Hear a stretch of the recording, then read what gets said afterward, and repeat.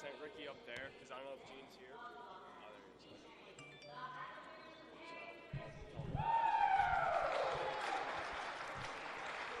he have a headset? No. So make him go get him a headset. He's on his way up there. So I'll call him. Well, we have enough people here so somebody can walk. John, go walk and give Gene a headset, please. Tell Rick to come back. You said what I have to give? Give Gene a headset. I'll take one too.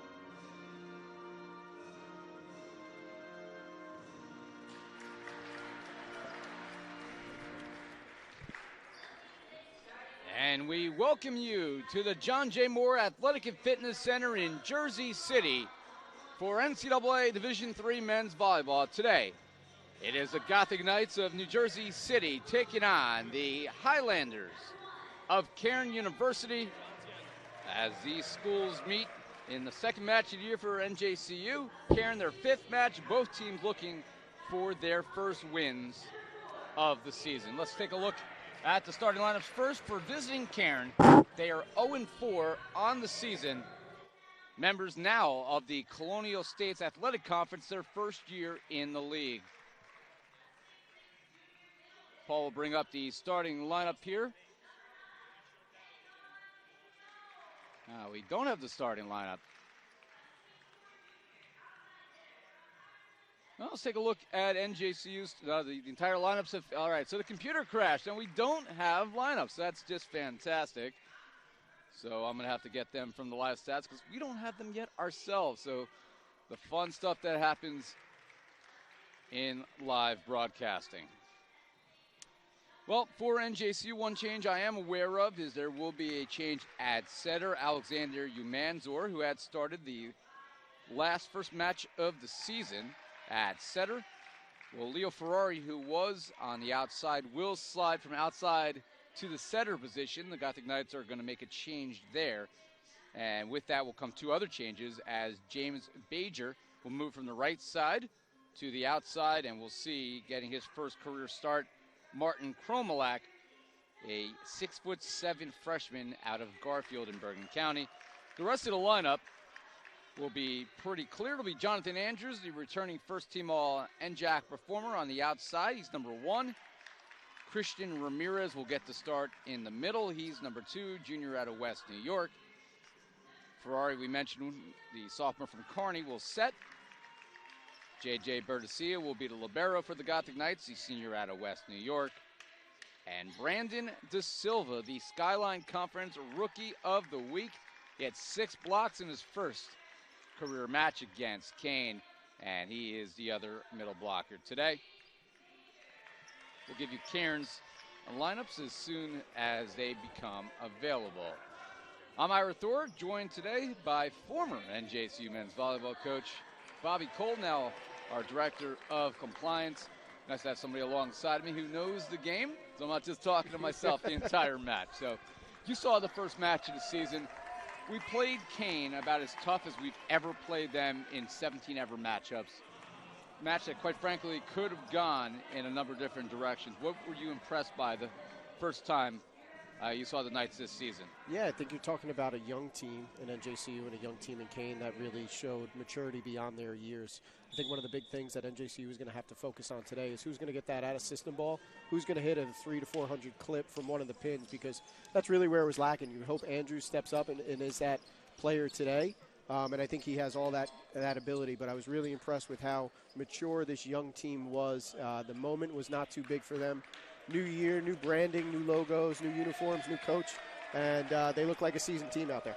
Head coach Carlo Edra looking for his first win of his second stint. Of course, he is the third winningest coach in school history. He did that in just 4 years, from 2008 to 2011. That was in a part-time capacity. He's back in a full-time role.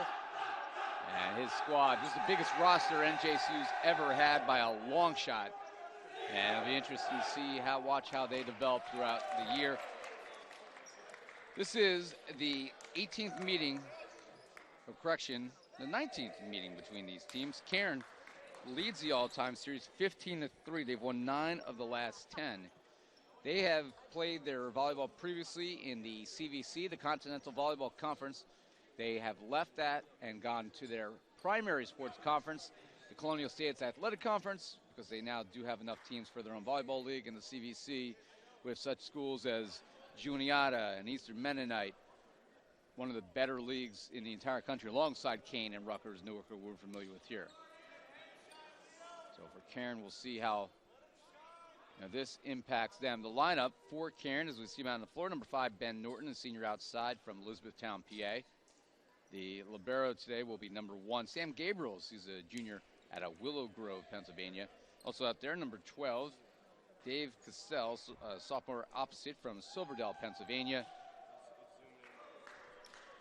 Also, we'll see Caleb Myers, a 6'2 senior who virtually can play any position in the front row, outside, middle, opposite. He is out of Hungary. Number 10, Scott Basile, 6'4 junior out of Havertown, Pennsylvania. He's averaging 4.93 assists per set. And number 13, Colin Benjamin, a 6'2 junior middle out of Langhorne, PA. We do have one change, though. In to serve will be Nicholas Figueroa. He'll serve to get us going for the Knights. Free ball over net. Ferrari sets outside to Andrews, who puts it away. Good start. If Andrews can continue to do that while they're out of system, I mean, that was a pretty good pass, but if he can be the out of system go-to guy on the pin, they're going to be in good shape all day. So Nicholas Figueroa, we didn't talk about him. He is a surprise 6'1" freshman out of County Prep here in Jersey City. Knights lead early 1-0. Pushed outside. Bertessi with the dig over the net. And the return off of the block. Credit to kill to Colin Benjamin. And Cairn will serve for the first time. Scott Basile will do the trick. Good job by NJCU getting the double block up on the overpass. Bertessi is going to get that right. He's going to keep it on our side. Figueroa, Ferrari able to track that down. Not experienced enough of a setter yet to be able to put that closer to the pin. Cairn sends it over. Not a good pass. And the Knights get lucky here as Ferrari tracks it down, and it's sent back by Benjamin. Don't give Andrews opportunities, or that will be the outcome. Ferrari's doing a good job of identifying his go-to hitter early. You want to see him get his feet there a little bit more, which is what Coach Edra is telling him now. But a good start so far for a young, inexperienced setter in Leo Ferrari. Ferrari, multiple-time NJAC Rookie of the Week last year as an outside pin hitter, but he's in the non-traditional season under the new system by Coach Edra. Well, they've realized, hey, he's got good hands, he can set, and he's just got a very strong volleyball IQ, which is what you really want out of your setter. That is deep and long by Christian Ramirez. And side out Cairn. Highlanders have not played a home match this year. They're 0-4 all on the road. Interesting enough, they finished last season on a 4-match winning streak.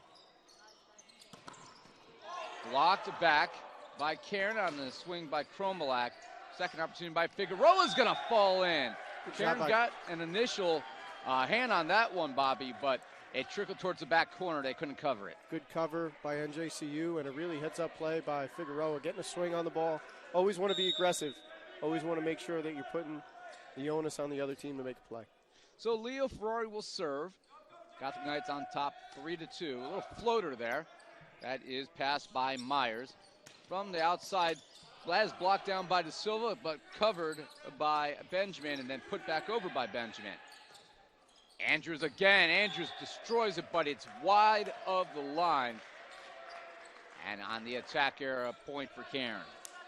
Great set by Ferrari again. Andrews tries to go cross-body, just turns his thumb up just a little much, just out. So Benjamin is served. Pass by Bertasia. Ferrari right there.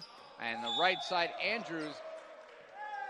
The line judge calls a touch, and it is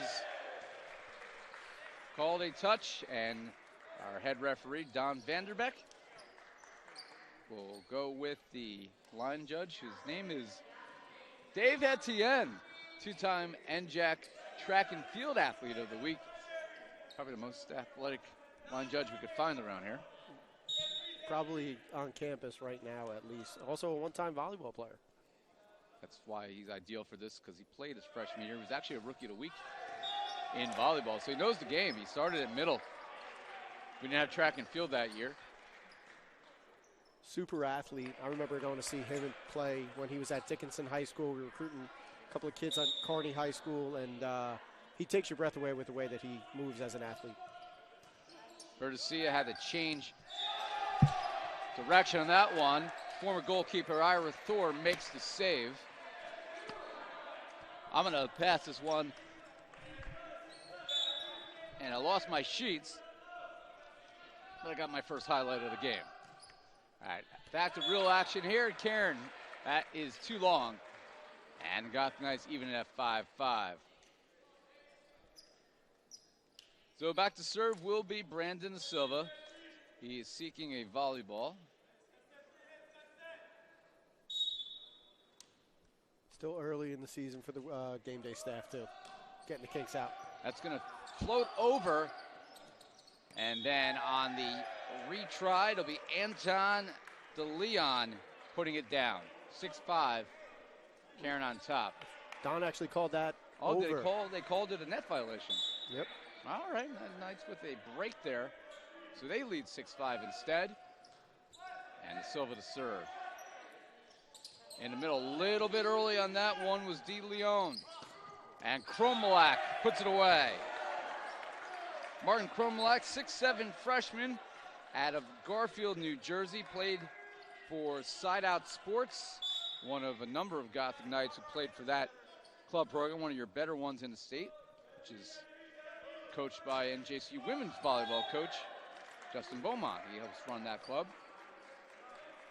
Just right there with De Silva serving. You had three rookies, three freshmen on the court for NJCU, and it kind of showed when you have those chaos balls, something that comes over on one, you're a little out of system. You needed some veteran presence to take control. Chromulak, deep tip, good spot, and Cairn cannot save it. And the Gothic Knights with an 8-6 lead. Gothic Knights are hitting pretty well so far. 6:25 in the early going, 6 kills, just 1 error, and that was on the one that Andrews destroyed that was just wide.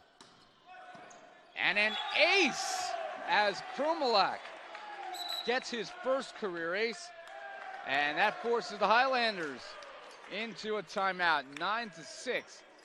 NJCU on top. Coach Edra has to be pretty pleased that he's been able to put some younger players out on the floor. Chromulak didn't play in the first match against Cairn. Figueroa also didn't play in that match. So a couple guys who've been out there and they've been able to get some experience here today. I think one of the things when you talk about a roster of 19 in somebody's first year as a coach is you're building that foundation and you're building your culture and your program. So it goes a long way to be able to get some of your younger guys some real game reps. Practice is great, but nothing is going to be able to properly simulate and properly get you ready for real game action So it's really important for these young guys to take advantage of the opportunities that they're given now, because late in the season, when we're playing those Skyline matches and those NJAC matches, they're going to have to be ready to go, and they're going to have to be well-seasoned. There can't be rookies anymore.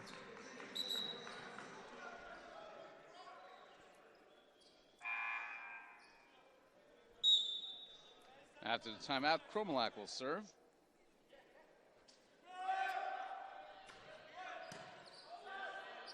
Good pass, left side, and that is a kill off of the block by Caleb Myers. Myers entered the day averaging about half a kill a set. He's able to collect there, and Cairn gets a side out. Serving will be De Leon. Ramirez a little bit early there, kept alive by Cassell. Gothic Knights return it.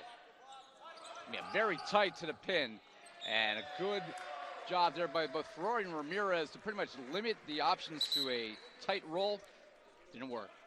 I think the set was a little far outside the pin, so that's going to limit him anyway, but a good job of Ramirez to close the block. And Ferrari's going to get the right side blocking down. He's usually an outside hitter, so this is going to be a little bit different with the footwork and the arm work. So Figueroa back in, Knights on top by 3. And finding the right side of the block and beating it with the kill was Myers. Still with a very good set there to set up his outside, who will now go back to serve. Scott Basil will, I should say, the setter. If you have an outside that's going to hit that tee or inside that 10-foot line consistently, you're going to be in trouble. Garcia gets handcuffed by that one. Pretty good set there by Chromulak. That excited the bench. Garcia reads that one well from the libero spot. Back row, Chromulak, deep tip. Covered well by Gabriels. Ferrari, he can go up, but actually, he's going to get credit for the kill, because coming underneath the violation is Myers, and Knights with the point. One of the things I like about the offense that Ferrari is running, he's trying to go fast everywhere. They're out of system, but he's going to run a little bit of a faster tempo on the D-ball or on the BIC in the gap. But what he really needs to do is make sure that he's pushing that out to give his hitter options. Raimundo Hernandez is in. His first action of the season. And Figueroa watches that one sail long.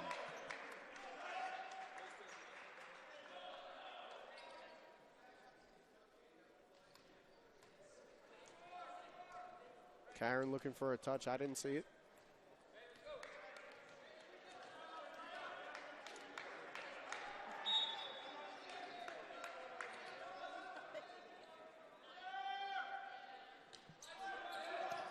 Four-point lead for NJCU. Would like to get some separation early here. Well, it's not going to happen there. Figueroa wants that one back, as that is a kill for Cairn. They will serve 12-9. Myers will be the one back there.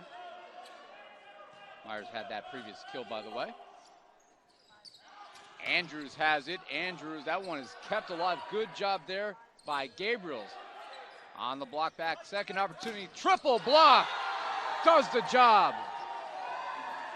Andrews, Chromulak, I should say, De Silva and Ferrari all up there. De Silva did most of the damage at 6'6", but he had help. Really impressed so far through the first. There's this 5 sets of De Silva's career. Great energy on the court. We're going to see the block in a moment. In the meantime, an ace off camera. We didn't get to see that one, but Ferrari with a rip.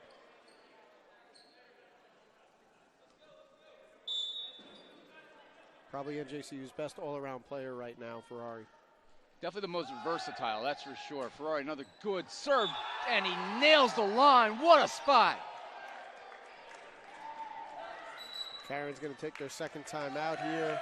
NJCU looks like they can rip this one open, but great job by Ferrari to put some cut and pace on that topspin serve. I think when you talk about a topspin serve, especially in men's volleyball, there's such good athletes on the defensive side of the ball that you can't be serving at people. You can't be serving at targets. So you want to put some pace on it. It's going to have that natural downward movement, but if you're putting some cut on it, it becomes really, really hard for the defense, the passers, to get in the way of that ball. And great job the last 2 times, serving into gaps, putting some cut, putting some pace on the ball. I think our producer, Paul Tanasili, is actually going to put that last ace up on Twitter, and we'll have a chance for fans to see that one.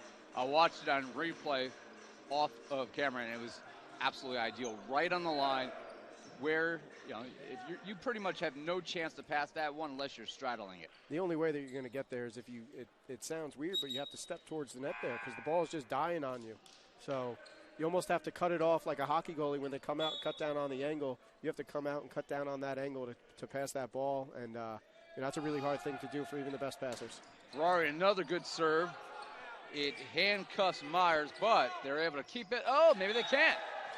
And it ends up becoming, you know, that's an attack error, guys. That is not an ace. That's an attack error on Cassell because he should have been able to put that one over. Just as good as an ace, though. You're getting him out of system. Ferrari doing a great job controlling the game from the back line. Cairn, 5 attack errors, 5 kills. That's a 0 percentage.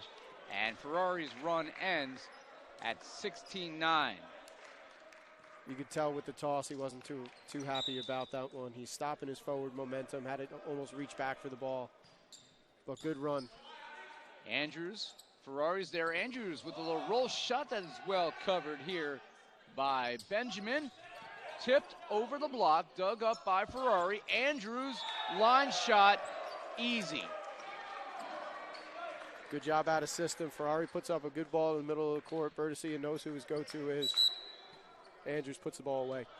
Jonathan Andrews has really improved his game from last year, and that says a lot considering he was one of the best teams in the NJAC last year and will be a Skyline Conference Player of the Year candidate. And he's been playing in a lot of adult leagues. As way too early on that one was the middle forward, Cairn, number 9, Anton DeLeon, the 6'6" junior out of Easton, PA. He's had a good job on the year so far, averaging 0.64 blocks per set, but he certainly wants that one back. Yeah, just the timing's off with him and the setter. They're going to get it right. And I won't get that one right because Jonathan Andrews took something off of that one. Change-up serve gives NJCU yet another ace. That is their 4th. If you look at the passer, he's reaching to his side. He's not moving his feet.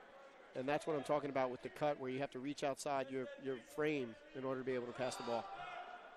Andrews, another line drive. That's be tracked down and sent too long. Good job by Basil. Were the Knights into the net? They were. They're going to call it, yep. That's as easy of a point as you're ever going to get, as the Gothic Knights didn't need to be anywhere near the net. The attacker for Cairn was off balance. So credit Cassell with the kill. Scott Basil did the work there. He was able to track down a pass that was actually sailing into the referee's stand. Ferrari one-handed save, and then Chromulak plants one. Bertessia is going to want that pass back a little bit. He knows he's got to keep it off the net, but great job by Ferrari, giving his hitter an option. For those of you who want to be a setter out there, I'm sure somebody out there would like to try. It's tough enough to do with 2 hands. Try to do it with 3 fingers, and that's what Leo Ferrari just did there. Can't get called on a double if you only hit it with 1 hand, though. And putting that one over the block. Kill for Ben Norton. First time we've said his name since the opening introductions. Aaron Mantilla had just checked in to serve there. And on the side out for the Highlanders. I think when you've seen NJCU playing well, it's when they're being aggressive from the service line, getting Cairn out of system. Got to continue to do that. Norton serve into the net. That works too. That's a great equalizer there. I'm fine with jump serving if you're actually using it as a threat.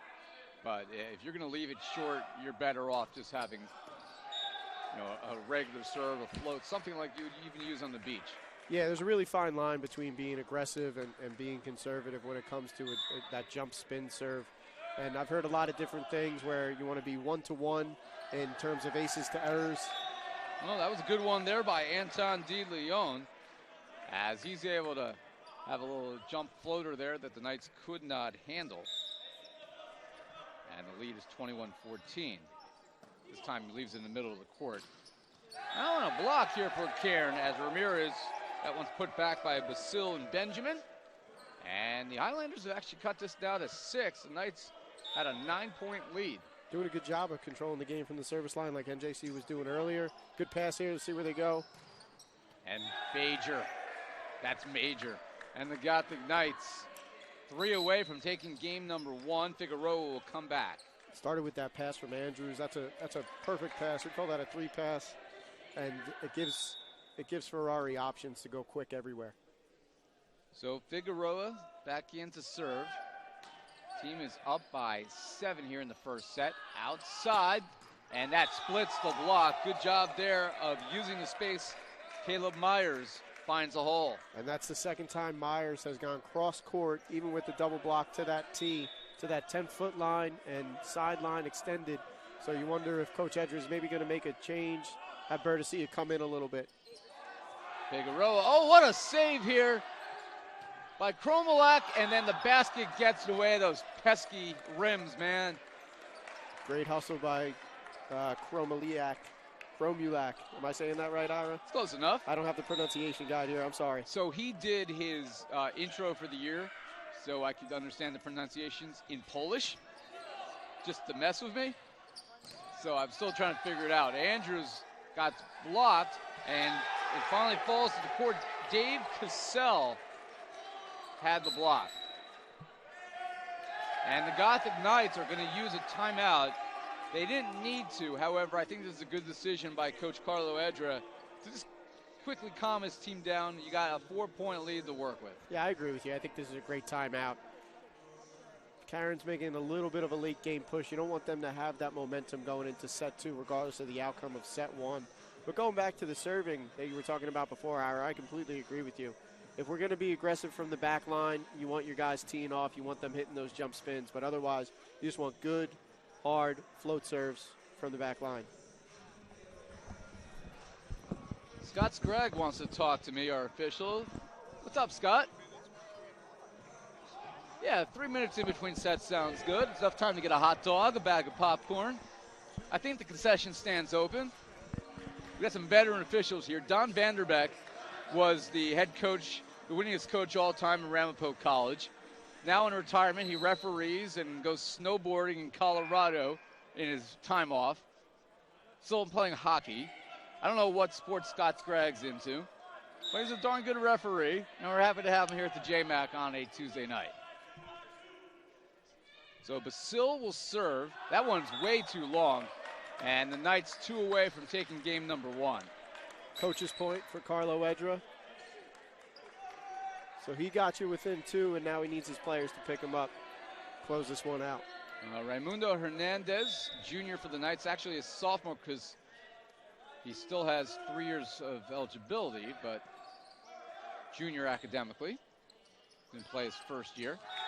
And good job there as Caleb Myers was going to swing away on the right side, saw the block, and in one motion was able to change his hand there and tip it off the block. Call that a swipe or a power tip, but it's a great job when the set is maybe a little too high. You know you have a well-formed block up, maybe not the most experienced blockers on the pin. Just changing it up, it throws off the timing of everything. I'm dating myself here as Andrews tips it to the floor because brings it right back, yep. Back when I was playing in the mid-90s, we used to call that a dink. I haven't heard that word in a while. So I always thought a dink was what Ferrari did before when he's knuckling it. And he'll just put the knuckle over. It's usually 2 fingers. 2 fingers is what we call the dink. The knuckle would work as well. It's the same kind of motion. Set point. Andrews, that is dug back over by Myers. Second chance. Chromulak, that is off the block and out of play, and the Gothic Knights take game number 1, 25-19. They lead the match 1-0. We'll take a break. We'll be back for set number 2. You're watching NJCU Men's Volleyball on Gothic Vision.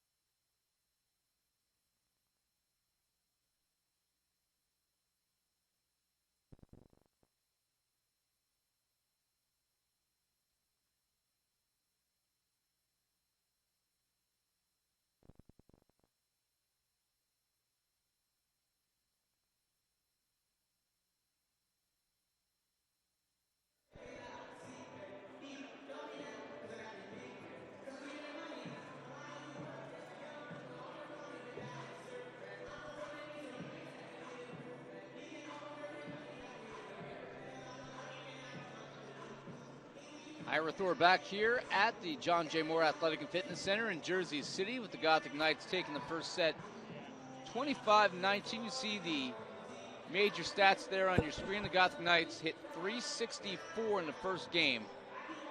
12 kills, just 4 errors, 22 attempts. Cairn was able to salvage their offense, got up to 9 kills, but the Knights have been a better setting team despite having an inexperienced setter in Leo Ferrari. They have 4 aces and a couple of blocks. Got to cut back on the service errors. They had 5 in the first set. Jonathan Andrew with 5 kills. Chromulak had 4 and 6 swings. So those two are having fine efforts right now. They have as many kills together as the entire Highlander squad.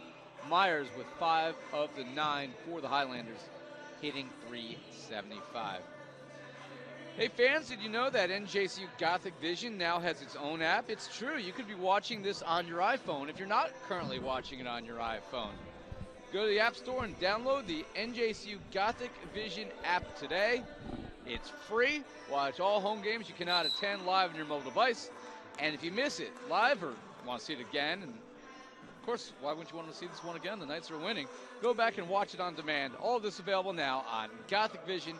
Get the app today. And Gothic Knight fans, as you've probably seen, this year NJCU has rolled out brand new logos, a brand new identity. We are Jersey City's team, which means you could probably use some brand new apparel in your life. Log on to NJCU's athletic store and pick up your new apparel, t-shirts, polos, jackets, pullovers, pants, hats, socks, gloves. There's probably more on there as well. Get your Gothic gear online by visiting www.njcugothicnights.com/store. Can't really make it any easier than that. Get some gear, support the cause. I think not only can you support the cause, you know, it's cold outside. You need a hat. You need cover that noggin. And you're going to look good doing it, too. Exactly. Buy a hat. Boom.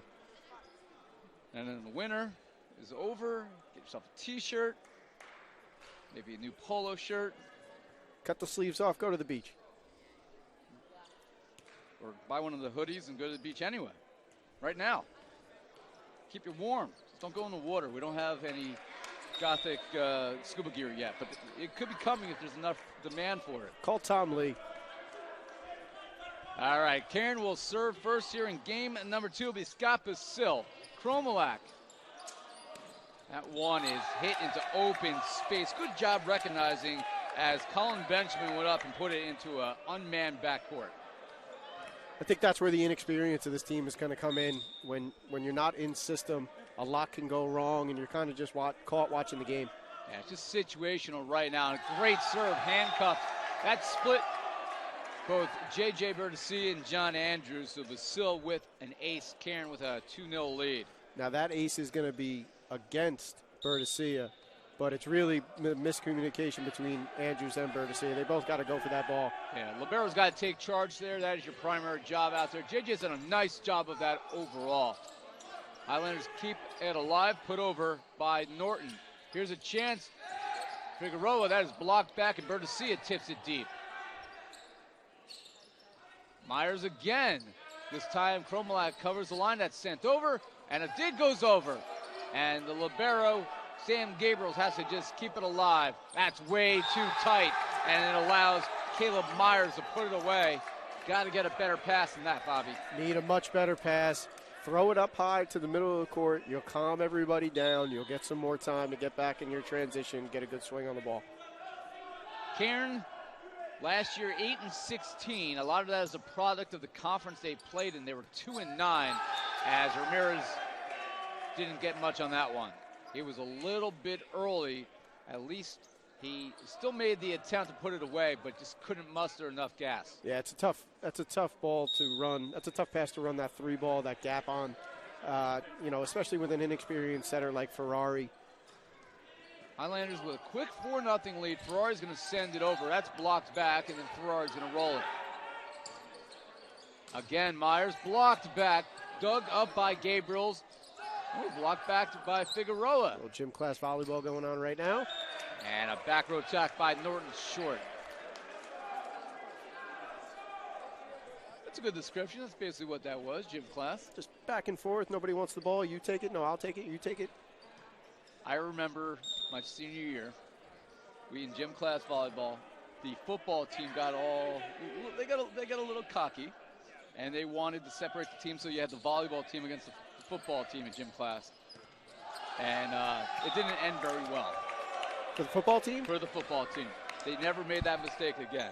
Just like we would not challenge them in football. It's a game of skill.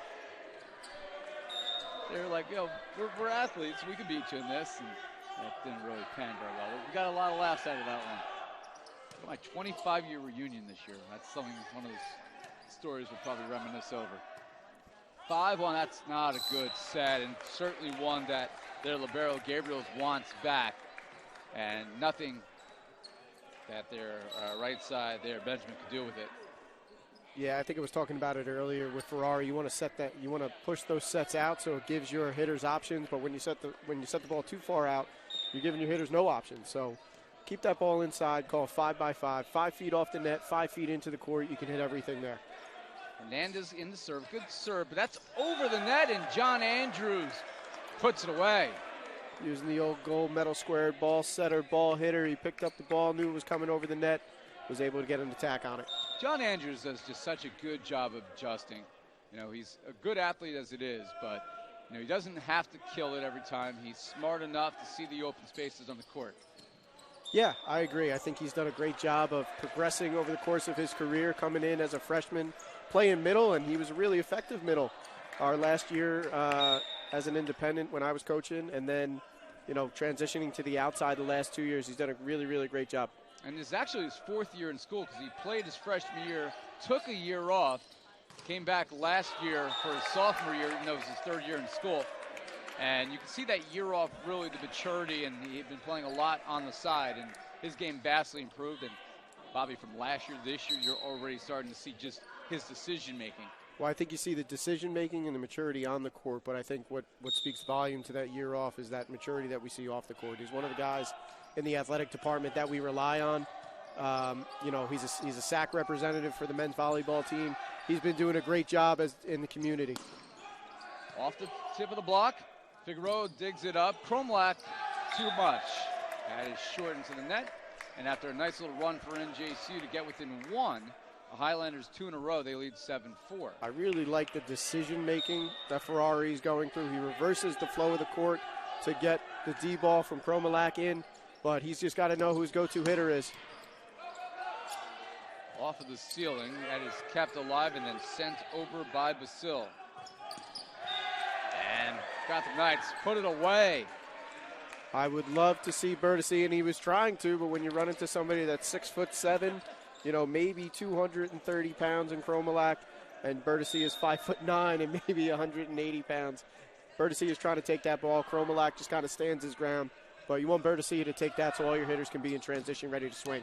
Good serve by Ferrari. Got a lot of torque in that one. A little too close to the net, and the Knights are going to get an ace out of that one. So an ace for Ferrari and NJCU within 1. I think the big thing for NJCU right now is keep Ferrari on the back line. You have probably your best front row in the game right now. Keep this rotation. Official scores actually ruled that an attack error. And another nice play by Ira Thor, who continues to just play the best defense at the scorer's table today. Scott just called you on a lift. I got a lift on that one. I lost my papers again. So every time I make a reception, I lose my papers, and I don't know who anybody is. But nice serve by Ferrari, and this could be sent deep by libero Gabriels. Chromulak with power.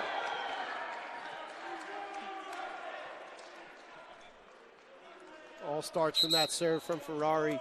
Gets them out of system early. They have to give a free ball or a roll shot over. You get a good pass, and you send all your hitters on quick options. Ferrari knows where the mismatch is in a 6'7" Chromulak on the outside, the smaller outside. He's able to put the ball away. It's pretty easy. Well, after a 4-0 run for NJCU, head coach Nate Seidel, his 2nd season at the head of the squad based out of Langhorne, Pennsylvania, he's going to talk it over. Hey fans, for in-depth coverage of all NJCU athletic teams, please go to NJCUGothicKnights.com, the official website of NJCU Athletics. On our site, you can find news, statistics, highlight videos, photo galleries, and all other information pertaining to the Gothic Knights. You can even visit my partner Bobby Cole's compliance page. Find out what you need to know if you want to be eligible to play for the Gothic Knights. All this at NJCUGothicKnights.com.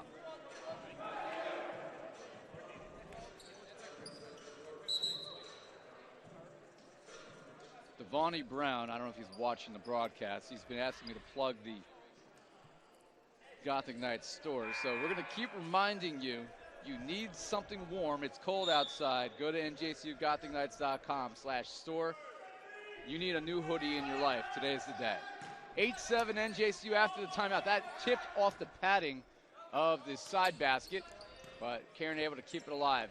Ferrari, nice set. Andrews cross court, miscommunication, and he splits both Gabriels and Norton for the kill. So Myers has been going to that cross-court shot on that tee. Andrews sets a little high, a little outside. It looked like they were trying to go with a little something faster, but he's able to find that tee, that 10-foot line, just like Myers has a couple times this game. Ferrari this time short, but he had a nice run back there to give NJCU a 9-7 lead. It was actually a 5-0 run before this side out. Yeah, two good runs by Ferrari so far. They kept that front row rotation. They were able to get the lead. Now it's about limiting Cairn on the service line right now, getting it right back. Good serve by Cairn. And then missing long was Chromulak. And we were even at 9. Figueroa get that pass a little bit higher. You got a young setter in Ferrari, inexperienced. Give him a little bit more time to get under it. First contact high, second 2 contacts fast. Ferrari off the pass from Figueroa. And I think a little bit of the block there helped slow that one down, change direction, and Chromulak gets the winner. Yeah, 6'7", decent vertical. Throw it up to him. He's going to go over most blocks like he did there. Good job getting a touch by Cairn, but that's a tough one to get. James Bajer, I haven't said his name much today, but he's now back on the court, number 11. One of these players the Gothic Knights have a lot of high hopes for, that he could be a future leader of this program. Yeah, I think all of these freshmen have done a really nice job so far. Andrews, good job to dig that one up from Myers. Bajer, we say his name, and he comes through with a little roll shot that fell right in front of a diving Dave Cassell.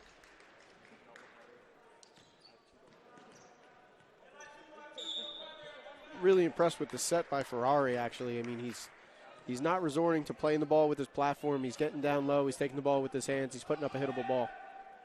Andrews leaves that one short. What's interesting about the decision to insert Ferrari in the setter role, Bobby, is, number one, they have enough experienced pin hitters where they won't miss his offense because they have other guys who can produce it. But he's so athletic at that center spot that, and we really stressing this earlier, is IQ. You see the back pass there that Chromulak puts away. But he's also one of these players that can attack from the setting spot and block from the setting spot, which gives NJCU, when he's in the front row, a weapon that it hasn't had in years.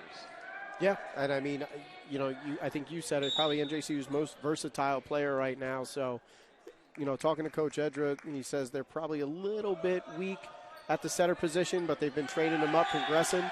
Good serve there by one of these setters, Aaron Mantilla. Mantilla gets in the match and immediately lands his first ace of the season. But I think getting Ferrari into a leadership role there, it's going to help you a lot. You know, your setter is ideally touching. What a spot. Oh, wow. That completely fooled the Highlanders. Drops right into the corner, about 1.5 feet inside the back line. And NJC with a nice run here. They're up 14-10. That's that float serve that you were talking about before, Ira. Off the tape. And another ace. 3 in a row for Mantilla. Good job controlling the game from the service line for NJCU. So 3 in a row, and the Knights lead 15-10. This one kept alive. Andrews covers. Ferrari looks for Bajer. Open court, and he deposited. 16-10. Sometimes you don't got to do much. When you got some momentum, the other team's on their heels, things start going your way. Off the court, I don't know if you could see it, but a little celebration by the NJCU bench, showing some personality. That one's blocked back. Ramirez, one hands. Another opportunity here for Cairn. Until a good pass, Ferrari looks for Bajer, and he gets stuffed. Combo block here, well read by De Leon and Scott Basil to end the run. Real good run by Mantilla, though.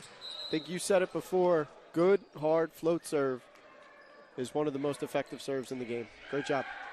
If you're a beach player and that's a skill you have, you're going to go a long way in that game. If that one is long. I have long given up on my jump serve. It's erratic, to say the least. I think erratic's even being kind. But going to the float has saved my butt on the beach, especially on a windy day if you could pinpoint location. Extended your career, so to say. Not much else is keeping it going at this point. You know what's keeping it going? I'm playing with my son, who is fighting for a starting job, as that is an ace for the Gothic Knights. My son Gavin is fighting for a starting spot on the Colts High School team.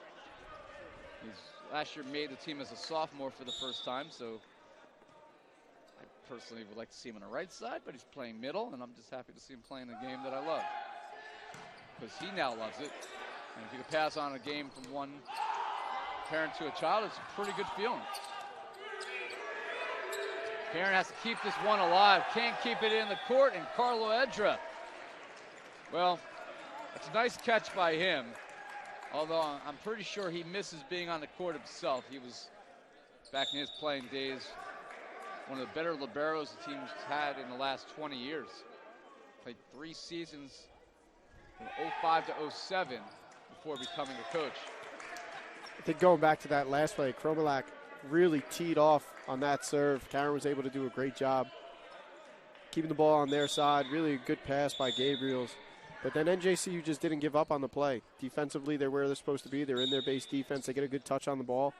And, you know, when you're in your base and you're disciplined, good things tend to happen. 7-point lead for the Knights as Basil serves. That one's blocked. The Knights have to cover. Andrews back row off the block. What a dig there. One hand by Basil. And then the back row attempt by Ben Norton's left short. And NJCU pulling away. They're up 20-12 in a match, or set I should say. They trailed 4-0. Good job by Ramirez being active on the net. I think, you know, Andrews is going to get credit with the swing, but it really started with Ramirez not giving up on the play, being active on that net. Remember, it was 9-9, so NJCU is on an 11-3 run. Make it 12-3. Double block. Ramirez, Andrews. Well-formed block. And Myers is their go-to guy right now. He's going to get almost every single ball. Figueroa, his squad 4 points away from taking a 2-0 lead in this match. Back set. Myers blocked back again. Covered here by Benjamin, and that's just going to be sent over. Figueroa attacks it aggressively and allows Ramirez to set up. Kept alive by Gabriels. Tipped at the net. Unlucky, as Ramirez got a piece of that one off of the swing from Norton. Yeah, I think that's kind of one of those in-between balls where you don't know if he's going to be swinging out of the back row. It seemed like he almost, you know, was just going to roll it over. So maybe you want to have Ramirez come off the net a little bit, not block, but, you know, he's being aggressive. I'd always prefer as Ramirez misses that one, I'd always prefer an aggressive middle who misses and makes a unlucky mistake there than somebody who's passive and is not, you know, getting involved there and really putting the entire back row in jeopardy. The game is just so fast now that you do have to make some mistakes, but like you said, just be super aggressive back there, and good things are going to happen. That is blocked back with a triple and kept alive. Had to save the equipment, and a great save here for Cairn by Cassell. Andrews, Myers, Gabriel, and then Myers will send it over. Another chance here for the Knights. Bertasia. Ramirez punishes that one. And into the table, Nina Carbonero tries to save the printer. She does. The Knights with the point, 22-14. You just mentioned speed. When Carlo Edra returned from an 8-year absence as a collegiate head coach. He's been coaching on the club side. The one thing he said that he's going to have to change to his approach is just, the speed of the game is so different than it was even 8 years ago, because the game continues to evolve as Norton puts that away, that he's going to obviously have to change some of the systems and the schemes that they play with. And so far, they've adjusted pretty well. Good job so far, and I think it kind of speaks to the growth of boys volleyball and men's volleyball at the high school and the collegiate level. Talk about when I took over a couple of years ago, really only about 50 or 60 teams nationwide that had men's volleyball. Now we're upwards of close to 100. We've expanded the tournament a couple of times. So, you keep expanding the sport, you're going to get better athletes. The game is going to get bigger, stronger, faster, and I think we're seeing that right now. Well, just talk about in the last 25 years, when I was coming out of high school in 1995, as that one's tipped wide by DeSilla. Everybody on my high school team, we won the state title that year, played in college. But of the 11 of us, only 2 played for varsity programs, because that's all that existed back then. There weren't very many varsity programs nationally, so 9 of us played club. In the state of New Jersey back then, talking about 25 years ago, you had Princeton, D1, still obviously one of the better programs in this part of the country. And then at the D3 level, you had 3 teams. You had Stevens, and you have to be pretty smart to get into Stevens, and with a specific major. You had NJCU, and you had Ramapo. They didn't have your major, well, then you had to find another way to play the game, which is where the club game has morphed now into a lot of successful varsity programs. Well, I think even take a step down. The club scene 25 years ago was Warren six-pack even around then, because for the longest time That's all we had. It was Warren six-pack. And then, when I became a junior and a senior in high school, then you had NJVB that started up. But now you look around the state, upwards of, I would say 20 to maybe even close to 30 girls programs, girls club teams, and a handful of boys club teams. And it just speaks to the growth of the sport in general. It's a fast-paced sport. It's a lifelong sport. You have our line judge, Dave Etienne, talking to one of our all-time greats, Stockway Wilcox. He's been out of the game 4 years now. And he's still playing every single weekend. He's going to nationals every single year, and there's a big reason that nationals has the different age groups, in 30 and over, 40 and over, 50 and over, and even 60 and over. So it is a lifelong sport, and it's a strong, strong community. I highly doubt I'll still be playing at 60. I'm just happy to still be playing at 43. But 25 years ago, the only 2 club programs I can remember were Warren six-pack and cut shot. Those were the only 2 that I remember. And now it has morphed into some just amazing programs throughout the state. Set point here in the hands of the Gothic Knight's best server, Leo Ferrari, after the timeout. Leaves that one short, but the Knights have a lot of room to play with here, up now 24-17. Coach's point for Cairn right there. So Coach Edra got one in the first. Coach Seidel is getting one in the second. We'll make a sub here. John Simpson, a senior setter out of Lebanon, PA. He's in to serve. Good serve there, covered by Figueroa. Back set, Andrews, antenna. Yes, antenna. Don Vanderbeck, the referee, smiling. He got crossed up, pointing the wrong way. And the Knights give away another potential set point. Still lead 24-18. Well, they get it there as that one is left short. John Simpson obviously wants that one back. And NJCU wins game number 2, 25-18. They lead this match 2-0. We'll be back for game number 3. The Knights looking for the first win of the second Carlo Edra era. We'll see if they get it when we return.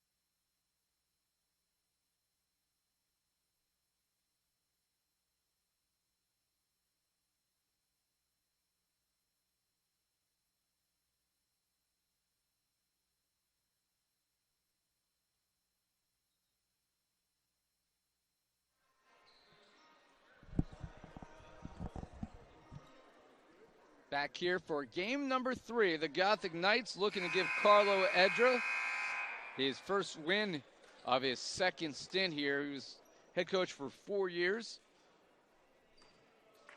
Pretty sure now that it's a full-time position and he doesn't have to get another job. That was a problem that he had to step away back after the 2011 season because, it's tough to raise a family on a part-time job just for the love of it.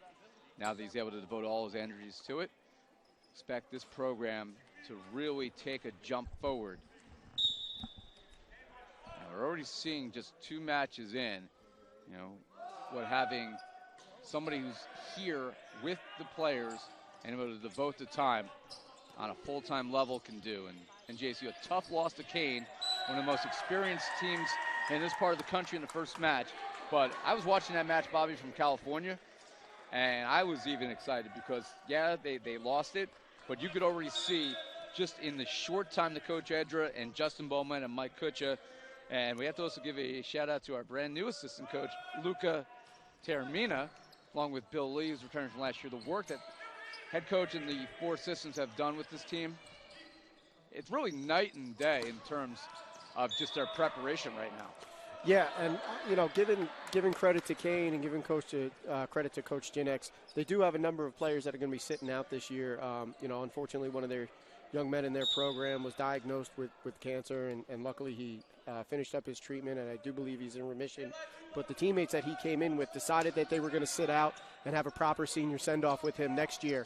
But just the fact that these guys are, mature enough to do that, and Cairn is such a strong enough program that they're able to essentially not miss a beat. I know they're going to take their lumps, and they have taken their lumps early on. But, hats off to them, and that's a great story that young man is doing much better, and he's always in our thoughts. One-handed block by Ferrari, but he's into the net. But I don't want anything to take away from the effort that NJCU showed either. The 2 young teams out there, and while we certainly don't have the name recognition or the pedigree of NJCU right now, I think better times are ahead. A little confusion there as NJCU thought that Ferrari had gotten the block there, but he went up, his back was to the net. He's able to block with one hand, but on the way down, he caught the net. And now I'm looking at Ferrari in that role right now, and he doesn't have the same skill, clearly the same experience at the setter position, but I can see future comparisons with Leo Ferrari. With what player would you think I'm thinking of here? I think you're going to go with Justin Beaumont. Yes.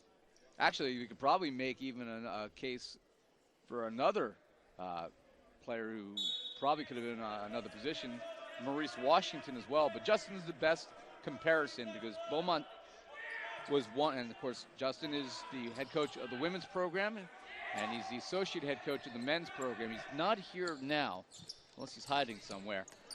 But Justin was one of those rare players who played all around, but in 2 different positions. So he played, when he was in the front row, he played the outside or the right side, depending on, he'd even played middle sometimes, despite being 5'6", because he could jump 40-something inches. It was inhuman what he could do. That one sails long. And because of his just overall volleyball skill, IQ, etc., he would set when he's in the front row. So he was your overall all-around player that could do everything: pass, block, set, swing, hustle, and get the balls that very few people can get to. And I think Leo has the same kind of pedigree. Yeah, he's going to try to emulate the career that Justin had in terms of the all-around numbers. But he's got a long way to go in terms of the jumping ability, but he is a good athlete. He is versatile. I don't think anybody could jump like Justin. I mean, I've never seen any athlete here ever do that. Yeah, not many people in the country are able to do that. Close to a 45-inch vertical. He was touching over 10 feet at 5'6" on a good day. But I think what really set him apart was the work ethic and the passion and the drive that he had for the game. I will say a couple of the guys that we had, and one of them is sitting across the court right now, Dockway Wilcox. He was one of those guys that came in and was able to progress throughout the course of his career. 2 years at middle and then 2 years at outside. one of those driven guys as well. Ferrari, good serve. That one comes over on one. Andrews, who just got a kill with a swing, with a changeup over the block. Back-to-back kills, and NJCU is in front 5-4. It looks like a little switch at libero. Bertoccia comes out. Valentine goes in. I do like the set that Valentine just had there. You know you're out of system. I was talking about it before. 5x5. Feet into the court, a couple feet off the net. Gives your hitter options. And an ace by Ferrari. So NJCU with a 6-4 edge. We'll talk about the new libero, Richard Valentine, a 5'9" rookie out of Piscataway, New Jersey. You know, he is the heir apparent at the libero position when J.J. Bertoccia graduates after a fine 4-year career at the end of this season. J.J., of course, is beloved around our office. He's worked in the athletic communications office since his freshman year. And he's been behind the camera for, I think, 3 of the last 4 top 10 plays we've had on SportsCenter. So he's just really good luck. Continues that strong pipeline from Memorial West New York of good athletes and, good student athletes that we've had here over the years. Chromulak puts that off of the block and to the floor, so the lead is 2. And John Andrews will serve. John Andrews, the junior, 6'3" out of North Bergen, New Jersey. Again, we mentioned earlier, last year's first team all NJAC as he destroys that ace and the Knights lead by 3. Really want to see Andrews go on a run here. It seems like an opportunity to not only extend the current lead that you have now, but blow this game wide open. Don't let Cairn back into it. Another good serve. That one will be kept alive here. Valentine to Ferrari. Good motion there to Silva. That one is deflected at the net. And then under the net comes Cairn. That's an attack error for them. And the Gothic Knights. 9-5 after the side out. Ferrari, we saw it, I think it was in the second set. He's trying to force that 3-ball, that gap to the middle when the pass is off the net, but he did a good job of actually getting his feet there. He's progressing as the game goes on. He's got to let it come to him a little bit more. That one is sent long. And NJCU's up 3. We'll have a new server for the Highlanders. It's John Simpson, who had the service error that ended the second set. Good floater there. Valentine digs it up. Bajer swings. Nearly a ball handling error. And Cairn Myers puts it away, straddling the 10-foot line. The ball did not come out of Simpson's hand very clean. John Simpson, senior setter at 11 on PA. Valentine, Ferrari, and Chromulak aims and misses wide. And a fan there with a cell phone. They were shooting video. They nearly had the phone knocked out of their hand. Film at your own jeopardy, your own peril. Ferrari, Chromulak, oh, utter destruction.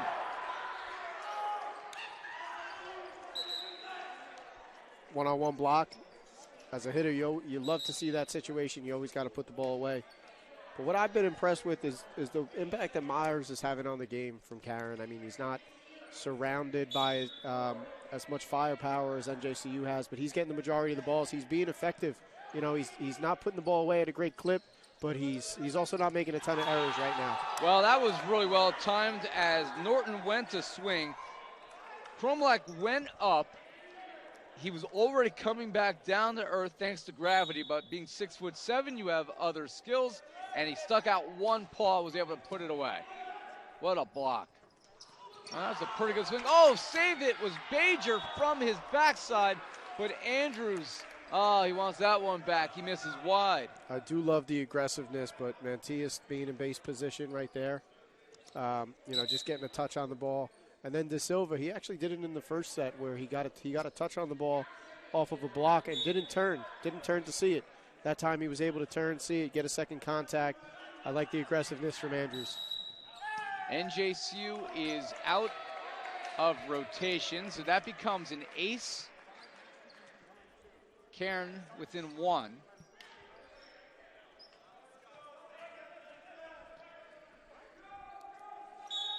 I think that was actually on Ferrari, being an overlap there with Bajer.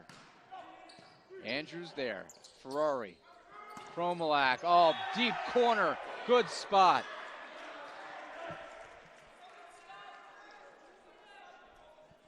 Yeah, Ferrari's going to take his lumps, and NJCU is going to take their lumps with the rotations. It's a tough thing, but, I mean, once you get it, you never lose it. It's like riding a bike. So he's just got to realize his overlap there is Ramirez. He's got to be behind him. Scott doing a good job of keeping control of the game. Bajer with the block. Another chance here. Dug up by Chromulak, and then Andrews keeps it alive. Good play all around. Bajer there. Ferrari to Bajer. Off the block for the kill. Same thing I was talking about with De Silva before. Coming down off your block and looking for the ball.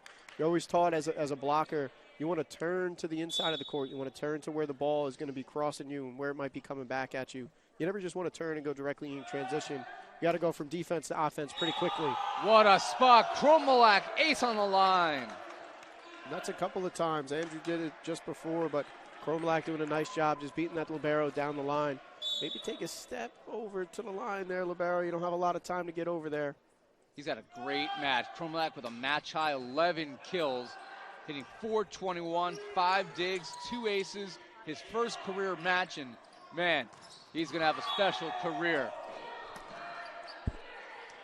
And Ramirez off the block. The lead rolls to 5. It's 15-10. The Highlanders are going to call timeout. Chromulak went down the line on the first serve. He went cross-court on the second. It's not going to show up in the stat column, but Norton did what we were talking about before. Stepped down, cut off that angle. He was able to just get a hand on the ball, but it kept the play alive, and Ramirez did a good job putting the ball away for the Knights.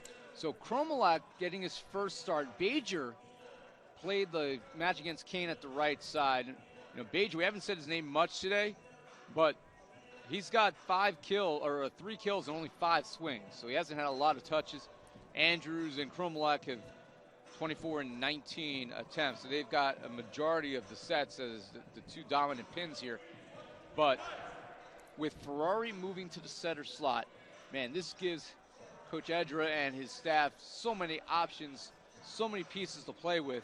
And I think this look here with Ferrari setting, which is almost another offensive player on the court as we were discussing, and both John Andrews and Bajer on the outside, inserting Chromulak in that right side slide, and he plays at 6'7", some pretty good defense as well.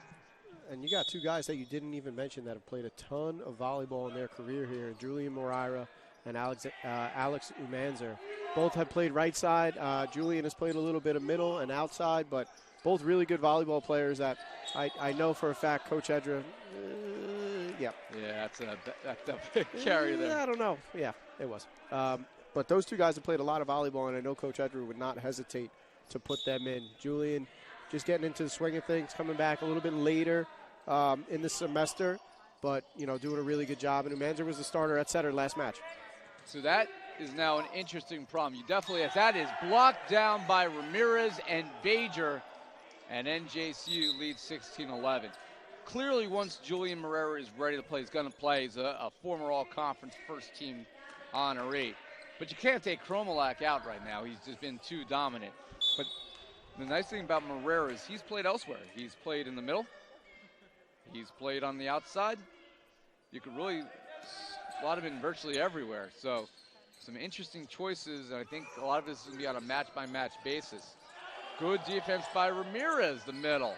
Chromulak, the tip, that is well covered by Gabriels. And another block. Same combination of Andrews and Christian Ramirez. Ramirez so active, so fast in tight spaces. But going back to Moreira for a second, you know, he's just played so much, and maybe with a rookie team, he's that veteran present along with Bertasia, you know, as 2 seniors that can kind of right the ship when things are going tough for the Knights. Valentin extended as far as he could, not enough to save that one. Good job. We talked about it before with with Ferrari, being able to set and open up his setting options. Same thing with Cairn.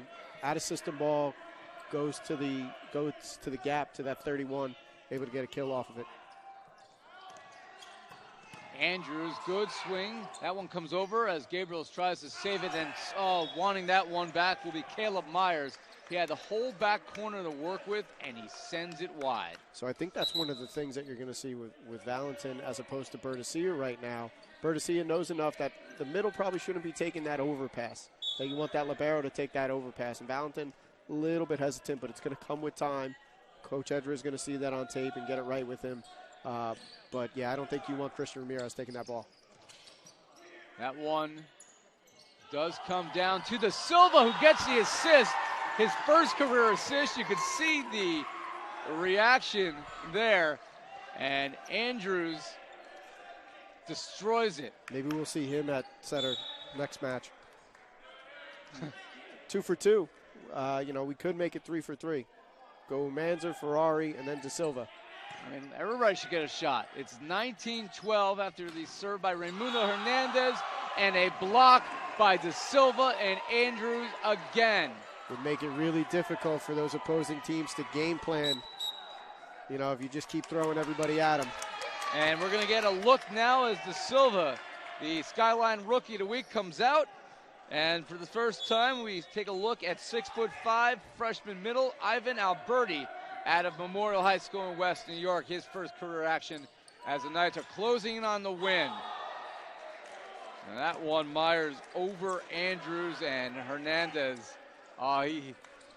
He was right there, and he knows it. Tough one to pass. Andrews gave him a lookout block there. I mean, Myers had a lot of room to operate there. Andrews kind of put the hand up, and then you just turn around and you say, look out. Figueroa's in, and Ferrari saves it. And Cairn's just going to have to send this over, and they miss it wide. Tell you what, I like two things. When De Silva comes off the bench, De Silva comes off the court, and Alberti goes in for the first time, the whole bench is up, clapping. Everybody in the gym is fired up for him. Same thing when Andrews comes off. And then Myers. Myers gets that kill down the line. He grabs all of his guys together. He says, hey, keep fighting, keep working. That shows, A, really good team culture, and B, a leader on the other side. Head coach Carlo Edra just called upon Mateus Guzma to come in for the first time, and he ripped that practice warm-up off in a heartbeat and raced to the line. His first career action, number 18, an ace for NJCU here by Ferrari, makes it 22-13, and the Knights are 3 away from a victory. Let's throw a freshman in at center, Carlo. Get 6 freshmen on the court.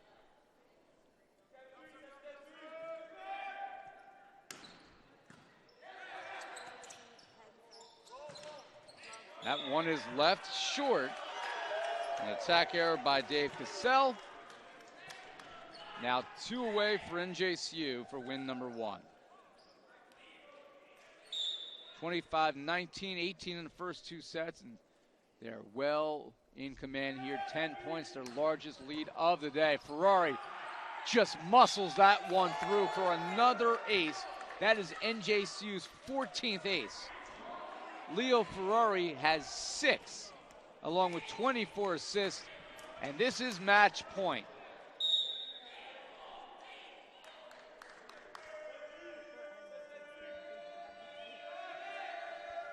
Ferrari takes something off of that one. And Highlanders send it over. Valentin, Ferrari, outside, and put away by the newcomer. Guzma wins it as NJCU takes game 3, 25-13, and they win in 3 sets. 25-19, 25-18, 25-13. They give head coach Carlo Edra his first victory of his 2nd stint at the head coach of the Gothic Knights. And this is NJCU's first victory over Cairn in a while. In fact, Cairn had won 9 of the last 10 meetings. So NJCU turning the corner just 2 matches in to the 2020 season. You see the round of applause from a pretty healthy crowd. It's dissipated a little bit Well, a lot of them have stuck around to see how this one ends. Our final numbers for this one. Well, NJCU hit 233 as a team, Bobby, 32 kills. John Andrews, Martin Chromulak, 11 kills apiece. Yeah, who, in your opinion right now, player of the game? What do you got? It's got to be Chromulak. It is his first career match. You can make a case for Ferrari in his first time in a position, but you throw Chromulak in at 6'7", and he completely changed, I thought, the dynamic there with 11 kills, 3 aces, and he played really good defense for a big guy. But I can make a 1A there for a Ferrari. 25 assists, 6 aces, and I thought even though he did have some errors there in terms of location, did a pretty good job his first career match at setter. He did a great job, and, I know he was training on it in the offseason, but really impressed with the tempo that he was trying to go at, really impressed with the way that he was able to control the game in all facets. But like you said, Chromulak being thrown into the fire right there. Huge match for the rookie. Going to be a bright spot. I'm going to take headset off. I'm going to grab the players. We're going to do a post-game interview here on Gothic Vision.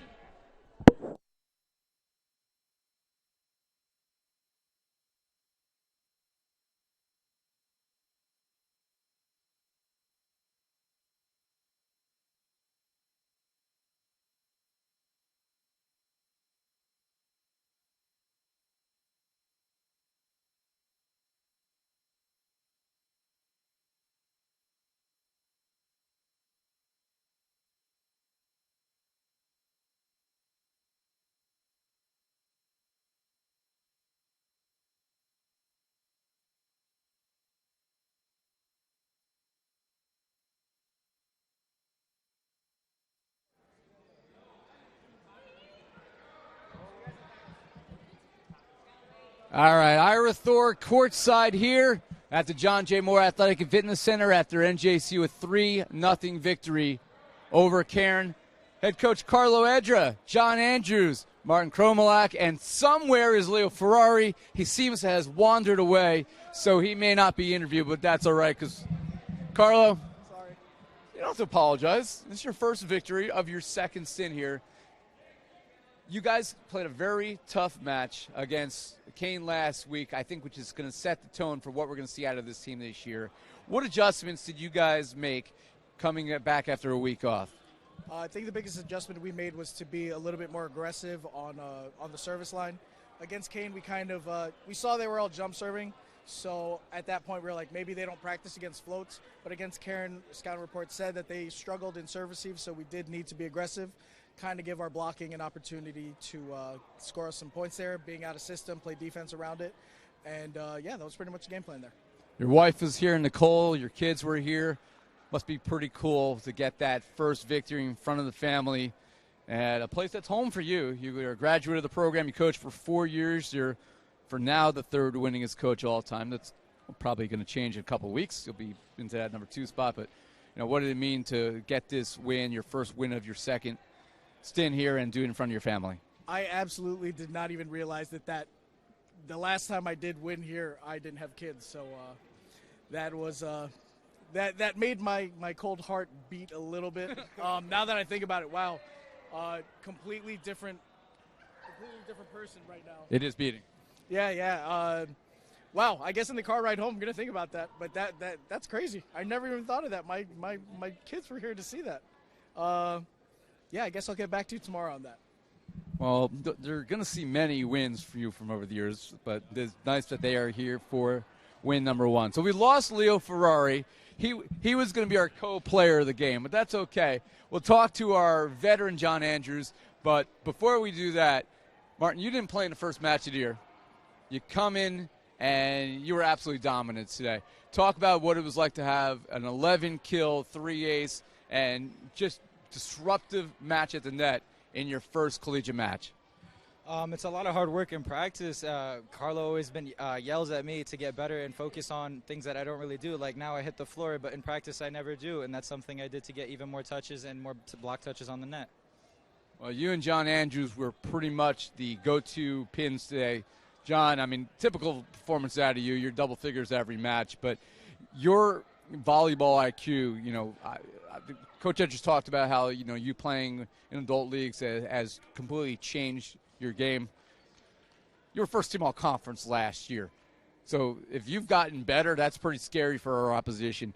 What were the biggest adjustments you've made from your sophomore year to this year to get you to the point now where you just so lethal in so many ways out there?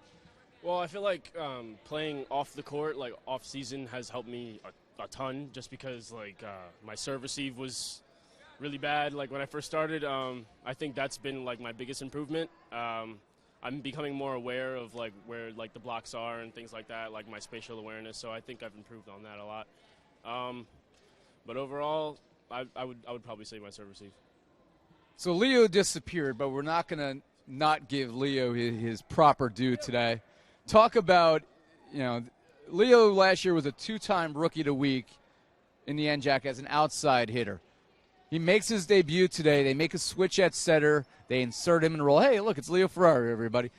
Talk about your teammate here, how well he played in this new role, and just having an attacking player and a pin hitter being able to move into that setter spot just completely changes what this offense can do. Yeah, I mean, people underestimate him, man. Like he came in as a setter, and we were all like iffy about it, but we trust him. We got his back. He's lethal, and we all know that. So, we're all just gonna come out and support our boy. He gave you some pretty nice balls to swing at today. Yes, he did. Lethal came in as an outside, and now he is a very good setter, throwing the sets to only the pins or like the ball where they know that he trusts that they could put it down, and that's one thing that keeps us going. So you came in after the best part of the interview where Coach Edra talked about his cold heart, which does beat. We've proven that here on the broadcast. But all joking aside, for you, you've been an outside hitter. You were pretty dangerous there. What's it been like for you to make this transition to another position? I mean, it hasn't been easy, but it's like I've been enjoying it a lot. Like I've been studying for like a few months now, and I've been enjoying it, like learning all the new techniques, everything that has to go into it. And honestly, I'm just ready to take on the role and the pressure and everything. Yeah.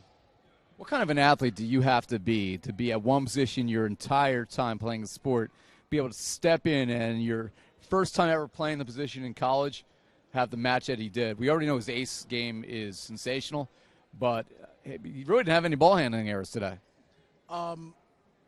Yeah, well, I think I'm not 100% positive, but I think we've made a outside hitter a setter for this team once before. He may be the women's head coach.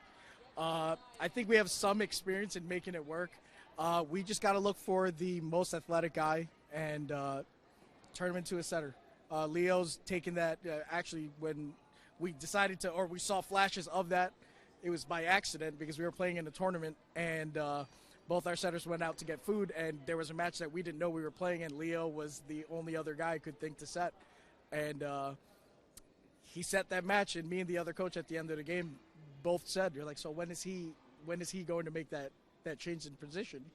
And yeah, ever since then, we kind of just figured Leo had the head to be a setter. He watches tons of volleyball. He'll always send me screenshots or update me on games that are happening, and it's those kinds of players that should be setters. So we learned a couple things. If you're a setter and you're hungry, wait until the end of the day because somebody else may learn to play the position and you may not play as much. So we learned that today, and that is a great comparison because we did talk about Justin Beaumont on the broadcast, and that was probably the most fair comparison we can make. Great job by you today, Leo, in your debut. John Andrews, this is what we're used to, so another great job. And Martin Chromulak, his collegiate debut, I thought right there completely changed the options out there on the right side with James Bajer moving over to the outside. And NJCU just so many weapons, the largest roster in school history. They're 1-1. Congratulations, guys. Your first win of the year, Carlo Edra. His first victory of his second turn in the driver's seat as head coach of the Gothic Knights. With kids this time. Congratulations to NJCU. They victorious today, 25-18, 25-19. And I forgot to score the third set. I'm pretty sure it was 25-13.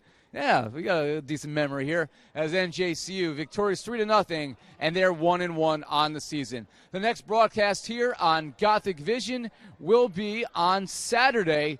and it will be a doubleheader of NJCU men's and women's basketball. It's Alumni Day right here at the JMAC. First game is at 3 p.m. for the varsity teams, but join us at 11 a.m. It'll be the women's team, and then the women's alumni team, and then the men's alumni at 12:30. We'll see if the old people can still ball.